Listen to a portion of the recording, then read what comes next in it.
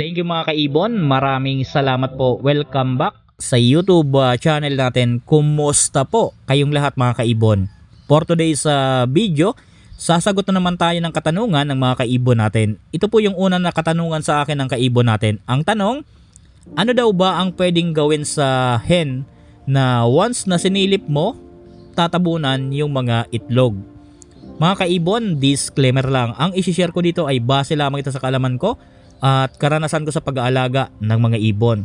Sa katanungan, kung ano ba ang pwede nating gawin sa breeder na hen na once na sinilip natin, tatabunan niya yung mga itlog.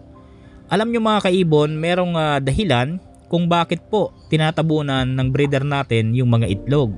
Una, masyadong maselan yung breeder natin. Kapag kasi nakasanayan na nila na ganyan po ang ginagawa, medyo mahirap na po yung bawiin dahil medyo masila na talaga yung breeder. Kumbaga ayaw sa mga ganyan na silip-silip dahil kapag sinilip nga natin, ganyan po ang gagawin, tatabunan yung itlog. Minsan naman binabasag po yan, minsan naman hindi lilimliman. Pangalawa mga kaibon, baka po stress lang. Kapag kasi mga kaibon stress yung breeder natin lalo sa silip, minsan ganyan din po ang ginagawa, tinatabunan yung mga itlog, minsan din binabasag. So ano ba ang mga paraan para maiwasan ang ganito? Mga kaibon, ang tanging paraan lang na pwede nating gawin sa kanila, sanayin. Halimbawa po, wala pa silang mga itlog. Dapat kung wala pa silang itlog, sanayin mo na sa silip. Gawin mo yan mga 3 times a week na katukin mo tapos silipin mo yung wala pa talaga silang mga itlog. Kumbaga nagne-nesting pa lang or kaya naman nandyan lang sa loob ng nest box nagpapahinga. Gawin mo yan, pwede mong gawin yan ng mga 3 times or 4 times a week na sanayin mo na sinisilip sila. Baka sakali po na magbago dahil sanay na sila sa silip.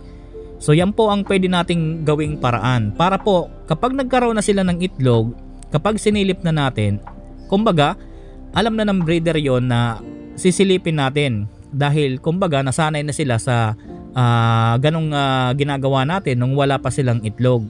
Ngayon kung meron na silang itlog, alam na po nila na lalabas lang sila dahil sisilipin lang yung nest box. Tapos isasara na uli. And then baka doon sa paraan ng yon, baka po magbago. Pero kung hindi po magbago, talagang naging hobby na nila ang ganyan, mas maganda kapag merong itlog, hayaan nyo lang. Hayaan nyo lang sila kung meron na silang itlog dyan. Ngayon, kung gusto po ninyo na ipaposter, kung talagang nakapangitlog na lahat, ipaposter po ninyo. Kung ayaw nyo naman ipaposter, gano'n na lang ang mangyayari po nyan. Hahayaan nyo lang na kung meron silang itlog, hahayaan lang natin kung merong lalabas na inakay dyan. Kapag alam natin na may itlog na naglilimlim, hayaan na lang natin kung merong lalabas na inakay dyan, kung pababa na ng nest box yung mga inakay, gano'n na lang ang mangyayari. Kasi kapag sinilip mo yan, masasayang uli dahil tatabunan lang.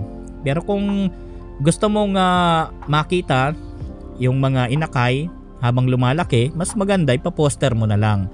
Kapag hindi nakuha doon sa unang tips ko na sanayin sa silip. So yan po mga kaibon, sana doon sa kaibon natin na sana po nasagot ko ng maayos ang katanungan po ninyo. Pangalawang katanungan sa atin mga kaibon, meron daw parisan si sir na Lutino Opaline na kak, tapos ang kapares daw Green Opaline Split Ino. Ngayon tinatanong ni sir sa atin kung ano ang magiging gender ng mga inakay.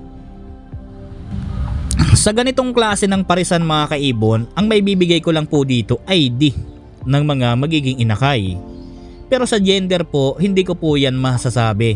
Hindi rin kasi po ito 6-link na parisan na kagaya ng Opaline cock at ang kapares normal hen.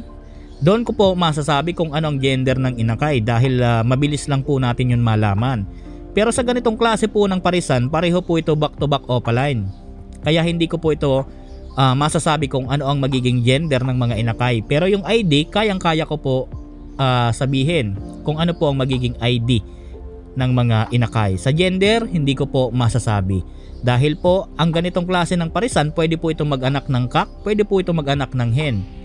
Di natin alam kung alin lang doon ang cock at ang hen mga kaibon. Ngayon, ang ID po ng inakay ng ganitong klase ng parisan, pwede po ito maglabas ng Lutino Opaline. Pwede po yan maglabas ng cock, pwede po yan maglabas ng hen. Ngayon, hindi ko po masasabi doon kung alin ba doon ang hen, alin ba doon ang cock. Kinakailangan po doon DNA. Ngayon, sa mga non-visual po, pwede po ito maglabas ng Opaline, Split Ino.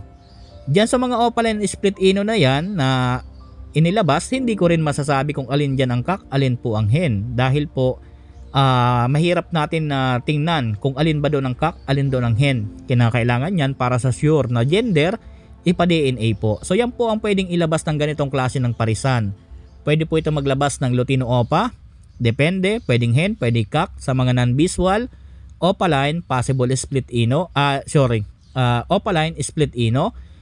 Hindi ko rin masasabi doon kung alin ang cock, alin ang hen, ipa-DNA po para sigurado po ang gender. So doon sa kaibon natin, hindi ko po masasabi kung ano ang magiging gender. Pero po yung ID, yan na po ng mga binanggit ko. Sana po nasagot ko ng maayos ang katanungan po ninyo. Pangatlong katanungan sa atin mga kaibon, sabi ni Sir, Sir, pahelp naman po. Yung Lutino cock daw niya, Lutino Opaline na cock niya, ayaw daw mag-mate doon sa kapares. Ang kinakasta daw yung mga perch saka yung inuman.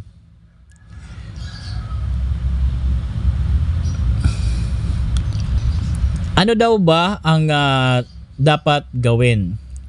Mga kaibon, kung meron kayong mga cock na ang kinakasta perch, ako dati ang ginawa ko niyan, inayaan ko lang ng una.